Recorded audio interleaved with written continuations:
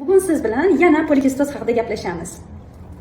Hozirgi kunda biz bilamiz, inozitolning bir qancha turlari mavjud. Aynan polikistozda qaysi turi sizga ko'proq foyda beradi? Bu haqda ilmiy ishlar ko'p qilingan va miya-inozitolni ko'proq foydasi ko'rilgan. Sababi miya-inozitol testosteron gormonini estradiol gormoniga o'tishida ishtirok etadigan aromataza degan fermentni aktivlashtiradi.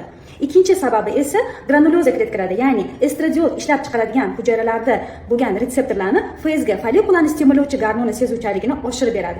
Shuni hisobidan iloji boricha biz polikistoz bemorlarimizda miya-inozitol preparatini tavsiya qilamiz. Demak, dexeriinozitol tarkibiga keladigan bo'lsak, bu holat, ya'ni testosterondan estradiol hosil bo'lishini stimullashi bloklaganligi hisobidan giperestrogenemiya, ya'ni dominantlik holatida biz ko'proq foyda ko'ramiz. Aynan D-xira tarkibi jigar faoliyatini yaxshilaydi, o't oqimini yaxshilagani hisobiga biz endometrioz, mioma holatlarida bundan ko'proq foyda ko'ramiz.